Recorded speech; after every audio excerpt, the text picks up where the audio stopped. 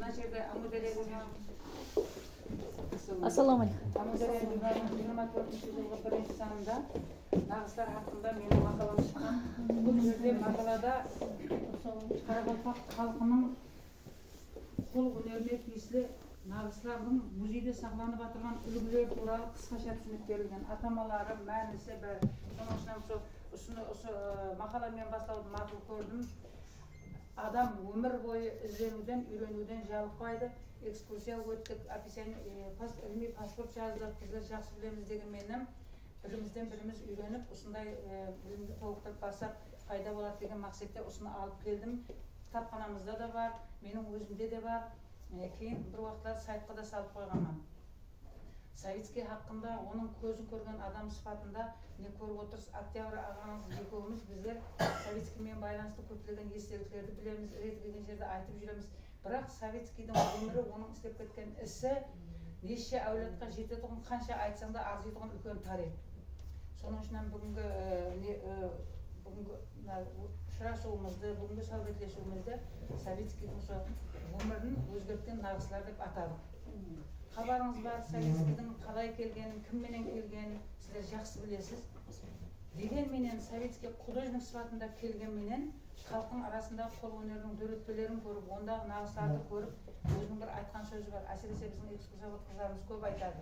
Қайсы художниктердің картиналарындағы ілімдерді, оның біздің Қарақалпақ халқының қол өнеріндегі бұйымдарды көргенлігін айтып, Москвалы ілімпаздарды, Москвалы көркем өнер талғыншыларды таң қалдырып, саған өкіспе не бар, осы жерде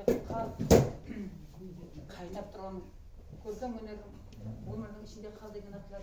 Мен өзімнің керегімді Қарақалпақ халқының қол өнер дөретпелеріндегі художниктер алыс болса да өзара байланысын сол іріңдерден көрдім дейді.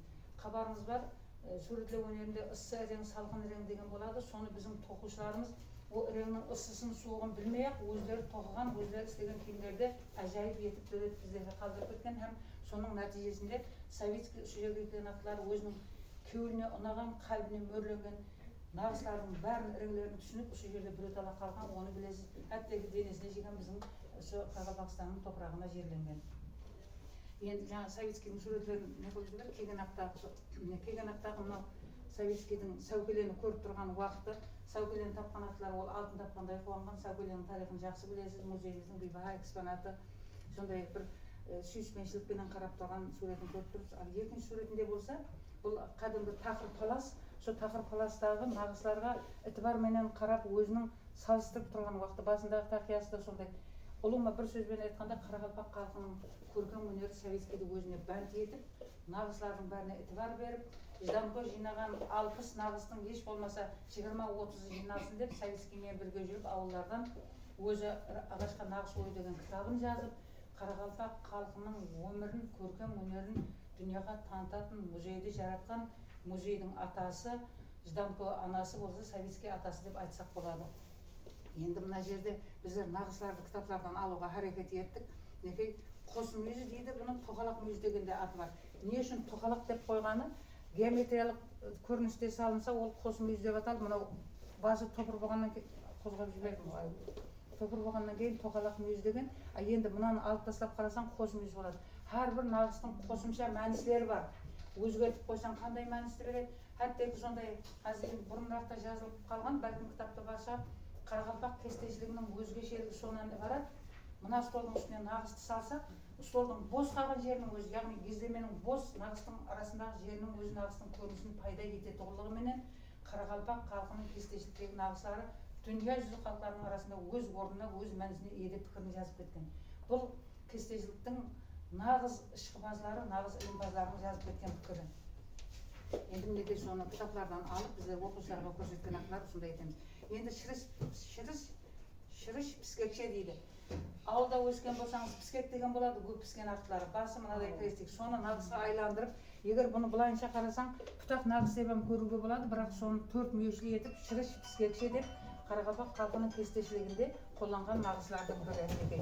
Сондай, ал егер құрып өзінде болса, бұны қарға тырнақ деп қарауға болады. Демек, әрбір нағызды былай өзгертіп қою арқылы оның мәнісін, мазмұнын өзгертіп, Her bir kestetуші, білім тоқушы өздеріне бейімдестіріп атап, бірақ түп нұсқасын халықтың арасында сақталған үлгісін қолданған халда өздерінің көрген өнер дөрекпелерін жаратқан. Енді мына жерде қарам, атанақ мүйіз дейді. Жаңағы мыналар болмаса, құр атанақ болады да, қосу плюс белгісі болады. Егер мыналар қойылғаннан кейін атанақ мүйіз болып тұрды. Қосу атанақ қосу не дейтін еді? Шахмақ нағыз деген аты бар. Бұның шахмақ дейді. Мінекей дәптерді білесіз, иә? Клетчатый дәптер шахмақ нағыз деп айтады. 4 жағына мүйіз салынғаннан кейін бұл атанақ мүйіз болып тұрды. Айрым жағдайларда қазір сондай дәрежеде, қазіргі сіздердің тіліңізбен айтқанда тренд дейді. Мүйіздің кірмейтұғын салынбайтын жері қалған жоқ. Әмме жерге мүйіз кіріп кетті. Бірақ оның атамасына ітібар беріп отырған адам жоқ. Бәлкім уақыттың өтуімен ітібар берілер. Мінекей атанақ мүйіз деп аталған біздің Қарақалпақ халқының кестешілігінде қолданған нағыздардың бір үлгісін көріп тұрсыз. Енді мына жерде жаңағы айтқанның не үшін бұны қос мүйіз һәм қарсы мүйіз деп қойыппыз. Міне қарасаң қос мүйіз. Егер мыналарды жауып тастап қарасаң қарсы мүйіз. Көрдіңіз бе мәністерін?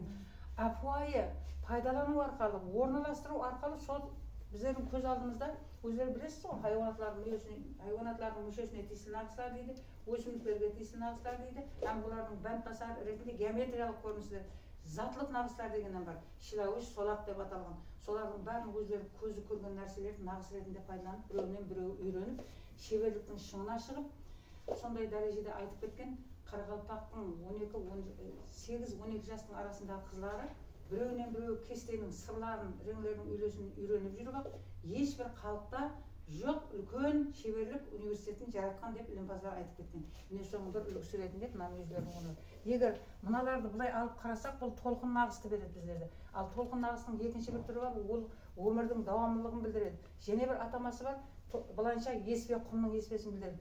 Бір нағыздың 3-4 түрлі мазмұны, 3-4 түрлі атамалары бар. Бірақ соны қолданған ақтылары өздері соны түсініп, мен осы нағызды салып атыппын деп қолданбастан ақ ішіндегі кеуіп кешірмелерін нағызларда, іріңлерде көрсету арқылы біздерге бейбаһа мирасларды қалдырғанын біздің музейіміздегі экспонатлардан көріп жүрсіз. Мынау енді мінекей сұлама мүйіз дейді. Бір жағына айтады ғой, сұлайып жатыр екен дейді ғой, қисайып қарап қандай ат қоюға шебер. Мүйіз, бірақ сұлама мүйіз дейді. Бір жағына қисайып тұрған сұлама мүйіз дейді де, мінекей сұлама мүйіз деп қойған. Бұны былай қаратып та салады, былай қаратып та салады. Бағана айтқан сөзімен мысал ретінде мына ортада тұрған бос денің өз аю қозғап жібердім және.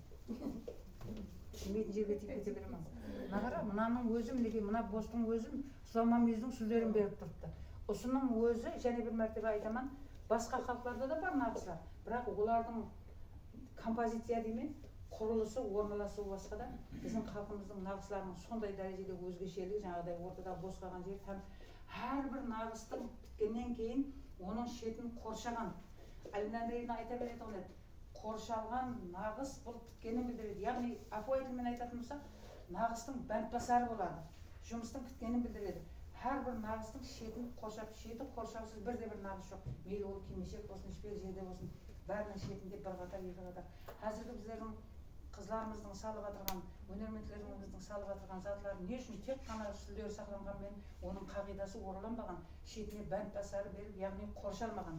Бұл істің біткенін білдіреді ғой. Соның үшін біздің кестешіліктегі нағызлардың бәрі бәнтбасарымен істеліп, қандай да бір дәрежеде мазмұн мәніс беріп, атамасы дұрыс келіп, дүние жүзі халықтарының көркем өнер іспаздарының диққатын тартып отырғаны хақиқат. Енді мынаны қарам, мен атын жазбай қояйын деп едім, осыны неге ұқсайды деп сұрайды. Қазмойын дейді. Нағызды орналастыруын қараң, біреуіне біреу тұмсығын қаратып тұрған газға ұқсай ма? Қазмойын деп қойған. Қаздың суретін салмаған, балбаңлап жүріп баратқан. Себебі ислам дінінің талиматында жаны бар нәрсенің суретін салса, о дүниеге барғанда жан береді деп, әттек адамға қайтыс болған ақтылар дәуір айландырған уақытлары жерге сызған ақтылары сызып, молалар түсінетін болған. Адамның ешқандай салмаған мүшесін беріп атын. Сондай түсінікпенен қазмойын, қошқаршақ, жаңағыдай әр түрлі атларды қоя берген. Мүйіздің өзінің 20-дан астам түрі бар. Кейін гүлдердің атын қойған, сөйтіп істеген. Енді мінекей сол қазмойынды көріп тұрсыз. Бұл көбінесе ақ кимешек алдында көбірек пайдаланады. Тігістің Қарақалпақ қызларының киімдеріндегі реңлердің өзі бір басқаша болады да, жас қыз келіншектердің реңлері тикарынан қызыл рең болса, оған ізбе-із, яғни тышқан із кестесі техникасымен салынады да, ал енді ұлды үйлендіріп қызды тұрмысқа шығарғаннан кейін ақыл тоқтатқан соң катқұдалық жасына жеткеннен кейін баяғы қызылерең ақыл парасаттың белгісі сипатында ақ реңге өзгеріп, оның тігілу техникасы да бағанағы шақмақ нақыспен қорланады. Қалеген ақ кимешекті ақ жегіден алып қарам, тек қана жағасында ілме тігіс, яғни петельный шов деген бар. Біздің апай тілде тышқанымыз деп айтады. Мінекей соған салынатын нақыслардың һәм горизонталь дейді, вертикаль дейді. Салынуына да әтібар беру керек та, қалай етіп салынған. Енді ол ақ жегделер, қызыл жегделер өз алдына бір тема болады. Ол нағызлардың нені білдіреді, қай жерге шекем нағызланғанын нені білдіреді деген экскурсия айтып жүрген шығарсыз. Бірақ қандай да бір дәрежеде олардың һәм социалдық жағдайын білдіретін, һәм материалдық жағдайын білдіретін, һәм ішкі кеуіл кешірмелерін, қыздың ақыл парасатын, шыдамдылығын, сеплі келін емес, еплі келін керек деген түсінікті келтіріп шығаратын жұмыстардың барлық үлгісі біздің музейімізде сақталған. Енді мына нағыз бір басқаша. Былайынша қарасаң құстың тұмсығына да ұқсап кетеді де, бұл бірақ былай давам ете береді. Бұның екі түрлі аты бар. Шұбал нағыз дейді. Қай жерден бастан, қай жерден таман болғанын білмейсің. Ал екінші аты түйе табан. Көзіңіздің алдында сол асықпай ана түйенің табанымен каруанда давам етіп бара жатқандай бол. Соны нағыздар аты етіп қойып, шұбал нағыз деген басталған, тамамланған жерін білмейсің. Бұл өмірдің давам ететұғынын білдірсе, түйе табан деген ақыл парасаты, салмақтылықты білдіретұғын. Сондай етіп табанды айтады ғой. Бір сондай істі жақсы адамға тапсырдық. Құда істейді, табанды істейді дейді. Сондай түсінікпенен міне екі атқа ие шұбал нағыз һәм түйе табан деген нағызларды біздің Қарақалпақ халқының киім-кешектерінде, басқа да көркем өнер дәуірlerinde, яғни киім-кешектерде пайдаланған. Енді мынаны қараң. Құмырсқаның бас беті бөлек, құйрық беті бөлек болады, ортасы жіңішке болады. Құмырсқа бел деп осыны бұл көп халықтарда пайдаланған.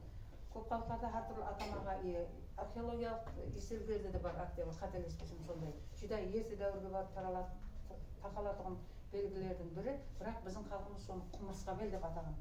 Қайыр болса сол жерде пайдаланбастан құмырсқа бел нағызды шетлерінде пайдаланып, үлкен нағыздың шетіне бірден жіңішке нағыз қоймай, былайша айтқанда жаңағы әсте көтеріледі дегенде үлкен нағыздың шетін кішілеу нағызбен, онан кейін ең ізінде жаңа мен айтқан пәнтасарды басып, жұмысты біткеріп, соның ішінен кимешекті тіккен ақтылар ең бірінші қыл деген ұзын аттың жалын, ямаса құйрығының қылын өткеріп алатын болған, түп түзу етіп, сөйтіп сонан су өткеретін болған, су деген әр жерден іліп кетеді.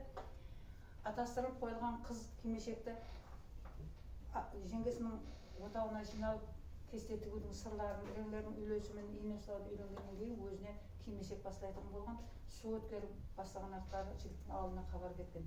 Қызымыз өз алдына кимешек бастайын, кимешектің суын өткеріп бастады деп. Арадан 5-6 жыл өткеннен кейін шетіндегі жиек дегені болады. Жұмақлап атырған болады. Шетін жиеклеп атырды, кимешегін жұмақлап атырды. Құдалар таяғына берсін деген хабар кетеді. Соның ішінен ал сесті басыласаң асырасаң, жет сесті басыласаң жеткересің деген сөз шеберлердің арасында сақталып қалған.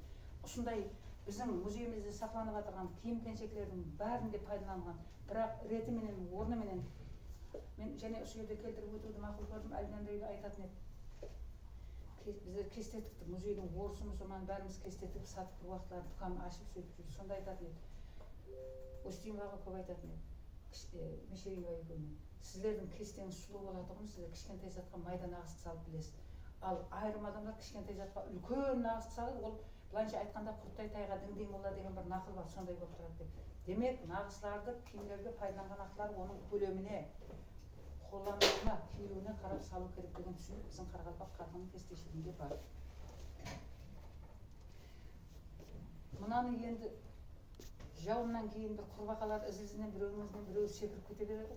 Осындай етіп нағызға былайша қарасаң, мына жерінің өзін қарасаң, бұл мүйізге де айлануы мүмкін. Мына жерінде де бар, қаужырма мүйіз де болуы мүмкін. Мүйіздің атамалары көп. Бірақ соны харекет етіп бара тұрған құрбақаның таралып тұрған аяқларын көрсетіп салып, құрбақа нағыз деп атаған.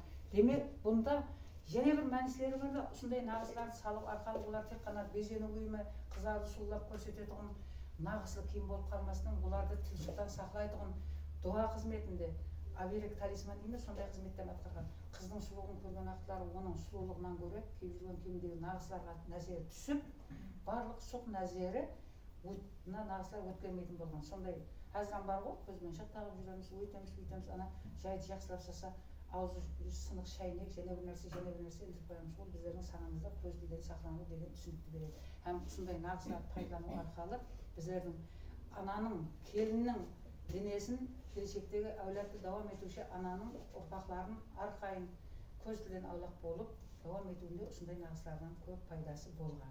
Ушундай нагызлардын баары советскийди өзүнө бәнт эткен, ол жинаган, сондай бир убакыт келеди, билесиз, ол мен айтып жүргөнүм шарт эмес, әмме келет деген советский жинады, Ваника Маратовна жетилештирди.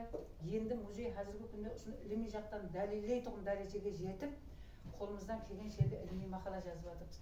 Илимий жумуштун максаты ушу нагызларды советскийдин бейкардан бейкарга нагызлы кимдерди жинамаган, алдагы убакытта дүйнө жүзүнө илимине ушу кестедеги нагызлар аркылуу Каракалпак калкынын илимпаздары үлөс кошот деген түшүнүк менен өзүнүн китабын жазган, затларды жинаган, биздерге бейбаха мирасларды калдырып кеткен.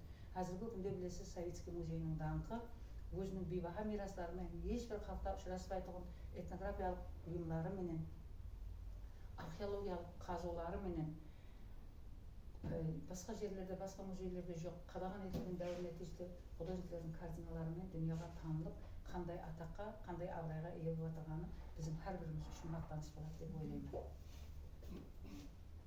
Енді біздер жаңа нағызлардың, хайванатлардың сөзіне тиесілерін айтып кетсек, біздер көрсетпеген Ағынбай Аламұратовтың кітабындағы өсімдіктер дүниясына тиесілі нағызларды көріп тұрсыз. Басқа халықтармен салыстырған Каракалпакский народный вычерк деген кітабы Ағынбай Аламұратовтың СССРдың һәмме нәрсеге, әсіресе әрбір халықтың тарихына емес, һәмме бір адам үшін, бір адам һәмме үшін деген ақтар шыққан кітабы. Ауа мен судай зәру кітап. Өткен жылы Қарақалпақстан Илимдер Академиясы Ағынбай Аламұратовтың докторлық жұмысынан кітап етіп шығарған. Өз жақлай алмай кетіп еді, мен бірақ оқып шығып едім, жүдә ақшамдастырып жақсы етіп берілген 90 жылдығына байланысты кітап шықты. Сол кітапта біздің халқымыздың бір уақытлар ітібардан шетте қалған затларының бәрін жинаған, өзі орыс тілінде шығарған. Мен білемін, бізде мектепте оқып жүрген аталар жеңгемдер айтатын еді, мына сары бала жаһан қапылып ілімпаз болacak екен, келіп хаял қыздардың кестесін іздеп жатыр екен. Ал нашарлар істейтін жұмыс қой, оған не басын қатырып жүрген деген гәплерді естік та біздер. Бірақ сол Ағынбай ағаның сол минеті бүгінгі күні Қарақалпақ кестешілігінің түп дихарын зерттеуде ең құнды шығарма болып, әмемізге қызмет етіп жатыр. Әрбіріміздің мейлі ол іліми қызметкері болсын, мейлі этнография бөлімінің қызметкері болсын, экскурсоводлар болсын, әтті осы жерде істейтіндердің өзі Советский музейде істемелесі сұрап қалуы мүмкін. Соның үшін азда болса мағлұматқа ие болып жүргеніміз мақұл осындай адамдардың. Қожа Ахмет аға Есберген бар, ілімпаз сыфатында этнографияның бірінші зерттеген. Жинауда Ұлбосын апа Қалжанова қасында жүрген езлеулері бар. Мен жақында жазып неғылып атырған Әбдімұрат аға Жарылқағанов бар, советский Қарақалпақ тілін білмеген.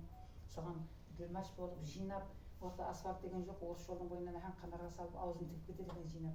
Советский әрбір затты жинаған ақтары қуанады екен. Мен өзімнің біраз зат әкелгенде қуанған, советский маған қарындаш молодец деп маған марапатлаған. Қарындаш деген мен қарындаш деген.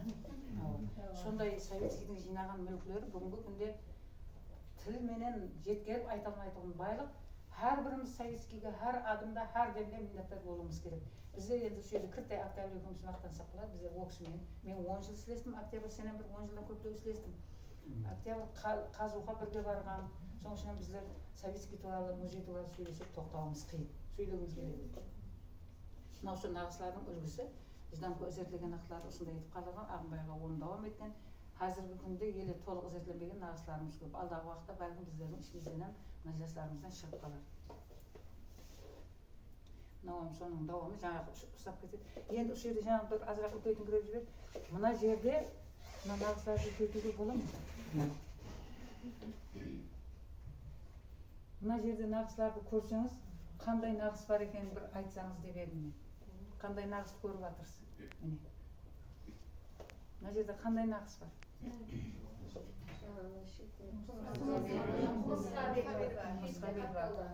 Мынаның аяғын қайырмаған құмырсқа да бұл, аяғын жинап кетіп бар. Бар, әміресі. Соның үшін арнаулы түрде біздің қызлар мен бәрхім айтамын, оң қолым һәм шеп қолым Арзай мен Раушан деген екі қырайынтыл қызым бар. Солардың маған осындай суреті бар, кимешектерді таярлап суретін берің деген ақтары маған таслады Мекей. Мына жерде әмізім жаңағы айтқан бәнтбасарлардың бәрі бар Мекей. Әрбір нағыздың арасы бәнтбасар, міне жиегі де бар, мынау суы да бар, еспесі де бар, бәрі бар. Мынаның арасында басқа реңмен салынған түрлер де бар, бірақ әр жердегі реңдер анық көрсетеді.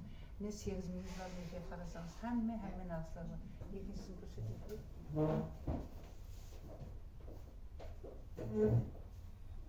Ал мына жерде қандай нағыз бар?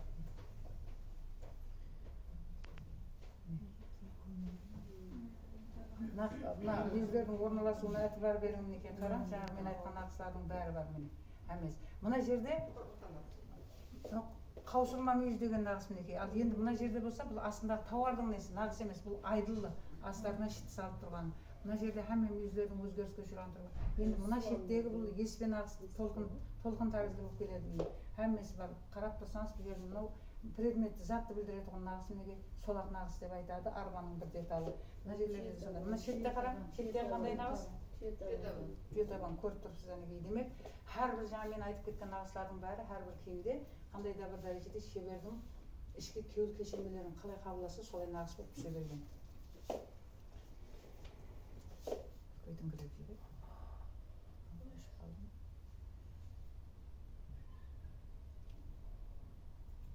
Яқшы солай ақтыра берсін.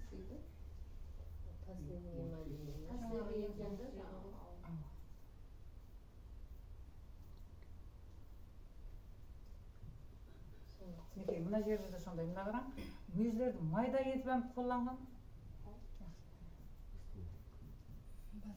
Ұлыма сіздерге айтып кеткен нағыздардың бәрі осы үш кимешектің әмі жерінде бар, соларды көрсетпекші болып. 171 дана кимешектің бәрін көрсететін болсақ, оның үшін сіздерге бұндай бір сағаттық емес, әттекі бір күнде азық етеді. Бірақ бәрінің әммесін бірден бір кимешекте қолданған, анада да мынада да қолдана бермеген, қағидасын қатаң сақлаған. Себебі үйреткен ақтылар оларға қыз жеңгесі айтатын болған, ертең өзіңнің кимешегіңді тігіп үлгеруің керек, енеңе де сен кимешек тігіп апаруың керек деген түсінікпенен кимешектерді жақсы сақлаған. Әулеттен әулетқа өткерген сыйлы бір үйдің милли тихарғы байлық сыпатында жиналып қалған, һәм Советский оны жинап, мынау арадан 100 жыл, 150 жыл, Советский 56 жылдар жинаған болса, 56 жылдан мынағы 44 жыл, 70-80 жыл, онан ар жағындағы тиесілі болған затлар, демек қандай сақланған көрдіңіз бе?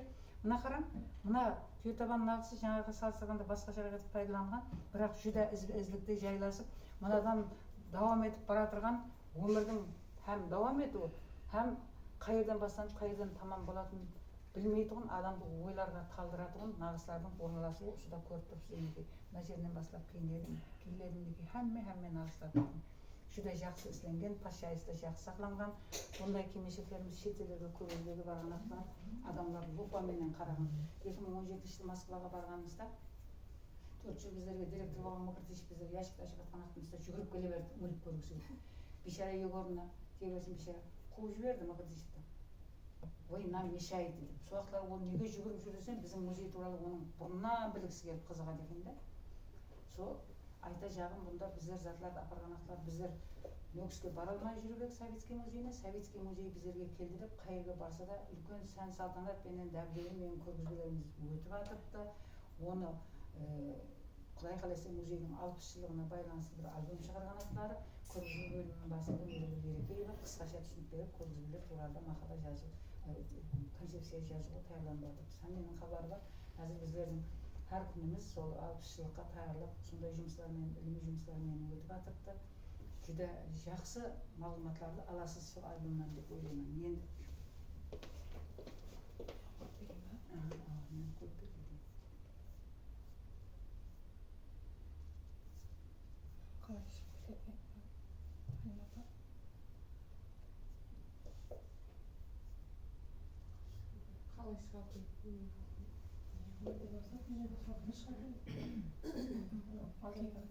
бір кірттай іркіліс болмаса көз тиеді, сондай болу керек техникалық бір нәрселерде. Әмеді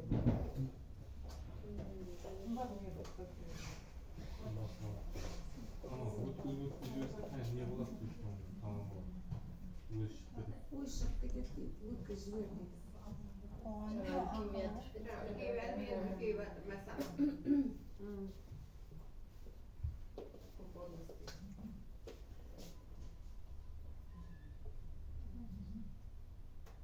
Сіздерге әбден жақсы көрінейін дедім, қатты да қалды ғой.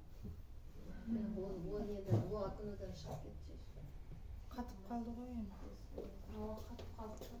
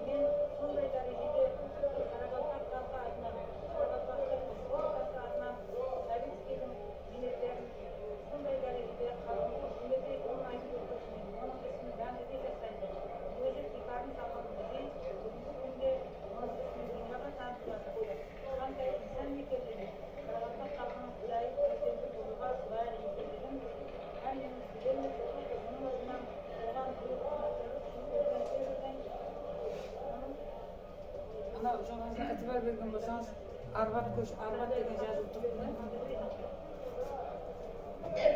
Жаман жазғанда мына не ар жағы шалқын қайталап. Жақпай тұрыңыз, соны яқта түсірексін. Кто снимает? Ашылғым ба? Оны тек бір көрсін деп не қылып жатырмын, сол Арбат көшесінің Советский үйін білмеймін, тек Арбат көшесі екенін біздің коллектив көре қойсын деп, соны өзім түсіріп, сөйтіп маман сайтқа салды. Мұнда мен сол Москваға бардым, көрдім деп мақтаншақ емеспін. Советскийдің сондай жерден уаз кешіп, екі бөлме жайын таслап, жаңағы өзін бант еткен нағызларға, Қарақалпақ халқының көркем өнеріне, табиғатына, кең пейіл халқына біртала өмірін бағышлаған айтып өтейін деп, қысқа болса да осыны кеше Нәргизі тауып берді. Құдай қаласа бәріңіз де Советский туралы көп білесіз, іздерсіз, барарсыз, бәлкім өзі жасаған үйлерге де бару насип етер аяғыңызға. Новый Арбат шығар мынау. Старый Арбат ар жақтан. Новый Арбат. Новый Арбат. Старый Арбатқа бармадым, үлгере алмадым. Старый Арбат ар жақта ғой. Ара қарағанда айтып Қаяғында түсіндірдім. жасаған Старый Арбатта жасаған. Енді мен ояқларға барып жүру үшін біріншіден адасып кетуден қорықтым. Москвада біреу жетеді емес, біреу қасыма жүрмесе жүре алмайтұғын едім. Бұл бір сіздерге тек қана кіттай түсінік беру да, сол барып сіздер өне Арбаттан Советскийдің өзінің жасаған үйінен барып интервьюларына барасыз. Ұлыма жаңада айтып кеттім, біздер музей туралы, Советский туралы, ұлыма халықтың мираслары туралы сөйлей береміз, бірақ онымен бірге істеген, көзін көрген адам сыпатында оның инсанилық қасиеттерін, адамгершілігін, жастарға деген, художниктерге деген, кәсіпкерлерге деген қамқорлығын айту біздердің һәм парызымыз, һәм қарызымыз. Не үшін бұны Арбаттан Нөкіске шекім деп атадық? Арбаттай жерден Нөкіске келіп, анау-мынау адам келмейді. Уақытлар жүдә бір адамдарымыз сада болған. Әзір де сада. Бір жақтан қонақ келді десең, барын қойып, бөтін соны күтіп сөйледі. Ал Советский деген ақтар, ал мынау орыс біздердің үйіміздегі әйтеуір затлар неге жинап жүрді ғой деп, әуелі қорыққан неге жинап жатыр, ұрып кетпесе болады. Кейін жинап әкеп бере берген. Бұл хақында да ол еске түсірулер бар. Мен музейдің 55 жылдығында республикалық кітапханаға барып, көп материал алдым. 66 жылдан сол дәуірге дейінгі. Сонда Советскийдің музей шөлтіместігінің туралы көп белгілі адамдардың қабілдеп бердім, Ратовтың, басқа да көп Советскийдің өзінің жазғанлары бар, жақсы естілулері бар. Соны мен алып қойыптан, қызықсаңыз, мен де соны түсіріп аламан десеңіз, жаңағы қағаз варианты да бар, бірақ электронный вариантын Фейсбукқа аздан салып жатырмын. Себебі бұндай мағлұматтар әрбірімізге керек, біздер көп мағлұмат білуіміз керек. Көптеген күтілмеген сұраулар болып қалады, білетін шығарсыз, экскурсовод қыздар. Сұраларыңыз бар ма деп азырақ тартыңқырап тұрасаң, біздер білмейтін сұрау. Соның үшін қаншелік көп оқысаңыз, қаншелік көп үйренсеңіз, адам бұл ілім деген бір терең тұңғырып кірген сайын ар жағынан өзіне тиісті гауһарларды, дүрлерді ала бересің. Енді қалған жағында сұрау жауап болса, әрекет етейін, қолымнан келгенше жауап беруге. Мен көбінесе сол Советскийдің минетлерін өзім іздеген ақтылар, онан басқа милеттің уәкілі болуына қарамастан біздің халқымызға деген құрметінің қызығушылығын сеземін бе? Кеңес Смағұловтың Әмудария журналында шыққан Сары Қарақалпақ деген кітабы бар. Не үшін оны Сары Қарақалпақ деп атаған? Адамдар сары орыс киятыр дегенде айтады екен, бұл ешқандай орыс емес. Орыс болғанмен біздің халқымыз өзіміздің ілімпаздарымызды зерттемеген затты зерттеп жатыр, соның үшін Сары Қарақалпақ деп. Сондай жақсы Советский туралы жазылған еске түсірулер бар. Менің папкамда тұрыпты, кітапханадан алған көшірмелерді жазып қойып бар. Мерудің хабары бар, көп келіп тұрады, қызығып тұрады, қазір жазып жатырған жұмыстарына келіп. Соның үшін сіздердің қызықсаңыз, қолымыздан келгенше жәрдем беруге даярмыз. Себебі өзінің білген, басқаларға үйретпеген адам ол ешқандай кеңпейіл адам деп есептелінбейді. Қызық үйренбеген адамда ол бұл тараудың қанегесі болып қиылау адам болады. Соның үшін бірімізден біріміз үйретейік. Біреулеріміздің теориямыз керек біздерге, мысалы үшін әзір жасадым. Сіздерге біздердің тәжірибе ұсынымыз керек. Сөйтіп жаңағы мен өзі көп айтатұғым бірінен бар. Сіз болайық, біз болайық, бәріміз жиналып бір жақсы қыз болайық дегенде музейдің атын шығаратын, Советскийдің тихарын салып кеткен музейдің ісімен оның өмірін жинаған қазинесін дүнияға танытатын бір ауызбіршілікті коллектив болуда осындай ұшырасулар, осындай сәулетлесулер жүдә керек болады деп ойлаймын. Сұрауларыңыз болса, мархамат. Қол сұхбатлайық,